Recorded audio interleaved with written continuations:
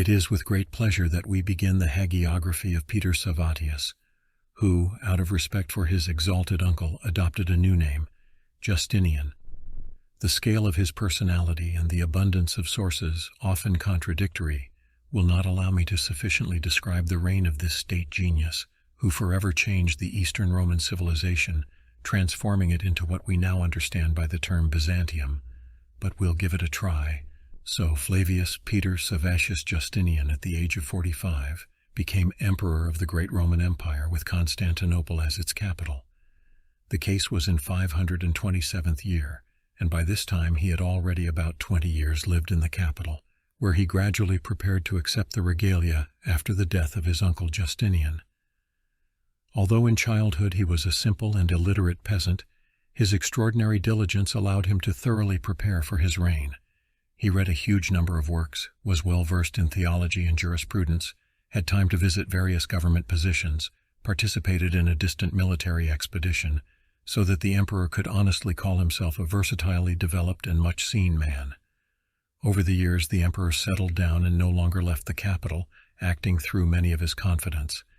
It must be said that he gathered a large team of intelligent assistants. However, the other from the emperor, who enjoyed dealing with state affairs and was not expected. Justinian was always interested in the result, not the excuses of losers.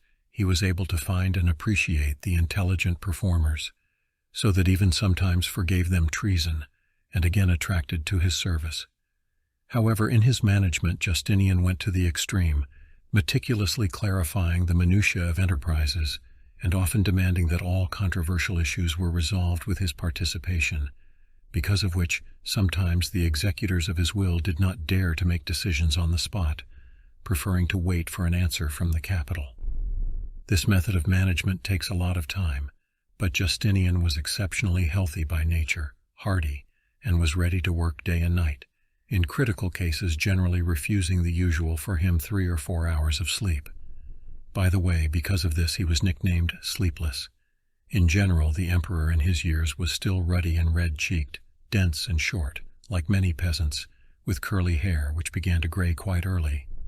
He was not attracted to wealth, nor was he greedy, but he had a great appreciation of ceremonial and understood the importance of luxury, which was supposed to impress the imagination of one who entered the palace. He was not attracted to alcohol, entertainment, or debauchery. He was modest in his diet, often limiting himself to boiled vegetables. His entire existence the emperor devoted to the great goal of realizing the vision he had conceived for the empire. The emperor, studying books, gradually became imbued with the state idea, which can be characterized roughly in this way. Humanity should be united into a single empire, naturally the Roman Empire. On the territory of the empire should act uniform and well-thought-out laws, and all mankind should be united religiously.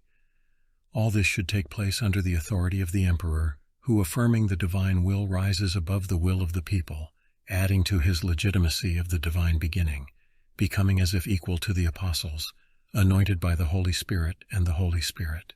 Once again, Justinian himself, the great reformer, did not invent anything new. He simply read smart books carefully. His religious views, for example, were formed after reading Cyril of Alexandria, the record holder in the creation of church literature. After reading him, Justinian became not just a Chalcedonian. He held even more extreme Diophysite views, which was fully endorsed by Rome.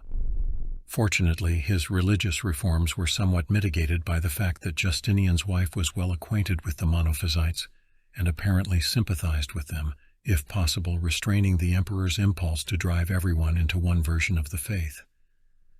A little about Theodora. Let's note the malicious libel, Secret History, by Procopius of Caesarea, who in several books exalted the emperor in order to write another book full of malice and reproach after Justinian's death. When one source says opposite things, one should be very skeptical of everything he reports. Nevertheless, it is known for certain that Theodora came from the lower class of society. Her father, a bear trainer, died in a circus when Theodora and her sisters were still children, and they lived in poverty for a long time. Theodora worked on the theatrical scaffolding, but none of contemporaries, except Procopius, even those who accused her of heresy, did not charge her with anything sinful from her youth. In any case, the life of the future empress hardened her, and fostered in her steadfastness and intransigence. She was clever, daring, witty, and had the gift of a great organizer, which will greatly help her on the throne. The first meeting of young and beautiful Theodora and Justinian overturned the soul of the future emperor, but until the death of his aunt Euphemia, he could not defy the will of the empress and waited, while Theodora traveled throughout the empire, where in Egypt made acquaintance with many ideologues of monophysitism, and from that time in every way to protect them and the empire from deepening the schism. Theodora, with its inherent tenacity, quickly got used to the role of empress and equally shared duties with her husband. Saint Theodora, no less than Justinian, engaged in public affairs, received ambassadors, equally with her husband was mentioned in the oath of soldiers and officials. Often it was the empress who protected the throne, weaved intrigue and did not forgive, unlike her husband, the misdeeds of officials. Belisarius was married to Theodora's childhood friend, and this allowed her to believe in the loyalty of the best commander of the empire. The son of another commander refused to marry another circus girl, and was flogged and subjected to disgrace. History appreciated the empress.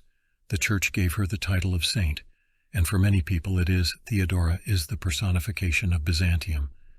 Our heroes settled on the throne for a long time, so that the next decades all the news from Byzantium will be from Emperor Justinian and his wife. By the beginning of the reign it was necessary to finish the war with Persia in the east and to deal with religious disputes. The first thing, Justinian gathered a team of lawyers and charged them to rewrite the existing laws of the empire. In addition, adhering to the rule of unity of religion, Justinian finally banned paganism, obliging all pagans of the empire to accept Christianity. The Athenian school of philosophy was closed permanently. About further reforms and the first wars of Justinian already in the next series. Subscribe, you won't miss it.